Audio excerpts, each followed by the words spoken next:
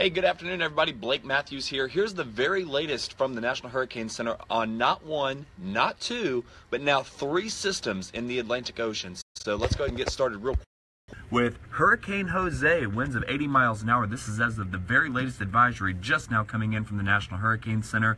And here is the latest cone on Jose, keeping it as a Category 1 hurricane, getting very close to Martha's Vineyard. So those folks in eastern Massachusetts will have to watch this one very, very closely. Good morning, Cheryl.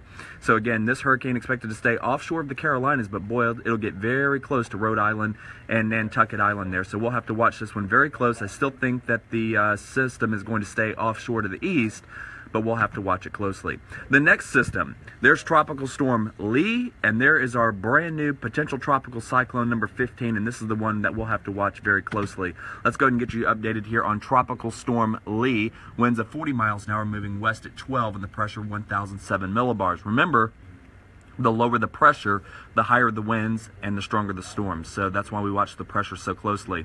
Here's the very latest cone on Lee. You'll notice, here, let me see if I could zoom in just a little bit on that. You'll notice that the cone ends pretty abruptly here as the storm begins to dissipate. So it's a tropical storm and then opens up into a low pressure system. There's a lot of wind shear out here in the open Atlantic currently, and this storm is not expected to survive.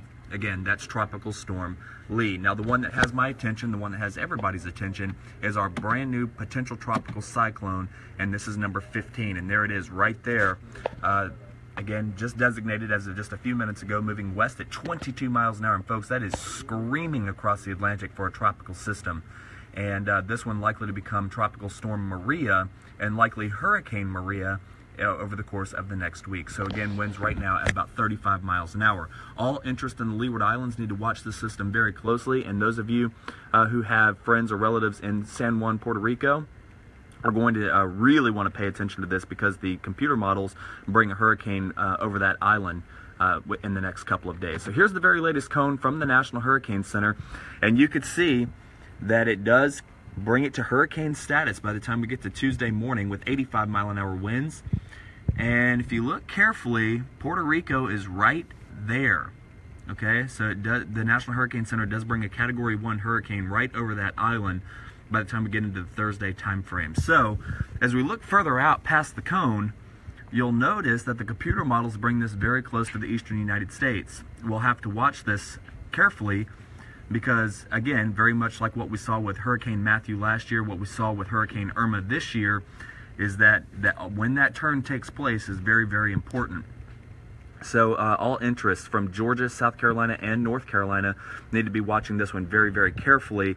And the reason why, I'll show you really quickly. Here's the computer model forecast. Let me, well, it looks like I've closed it out. Give me just 1 second to pull it up. And I'll show you what the GFS and the Euro models are forecasting, okay? So let me change views. There we go.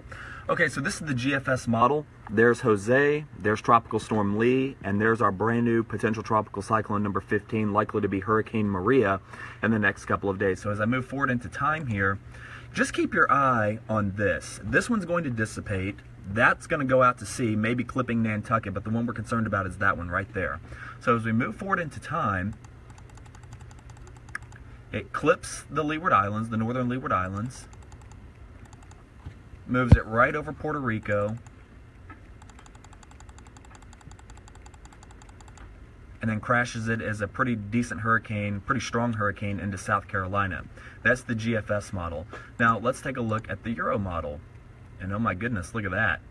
The Euro model has a strike very close to Myrtle Beach, getting into the Wilmington, maybe Jacksonville, North Carolina area. So the GFS and the Euro models are very close together as far as possible impacts on the U.S. We'll just have to continue to watch this.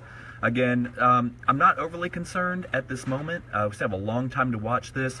I'm hoping that the Bermuda high that you see out here is going to be a little bit weaker, allowing the storm to curve before it gets to the U.S. That is a distinct possibility. I am not saying this is going to hit the U.S. I do not know, but I can tell you that it appears to me, at least right now, that this is not going to be a Texas problem. This is not going to be a Texas problem. But again, all interest in the Carolinas need to be watching this one very, very closely. So again, one more time, here's the very latest from the National Hurricane Center on what is soon to be Maria. And they do bring Hurricane Maria over Puerto Rico by the time we get into Tuesday, and then eventually getting up into the Bahamas, somewhere up in this area, getting towards next weekend. So again, all interest along the east coast of the U.S. need to be watching this one closely. Again, I do not think it's a Texas problem at this time.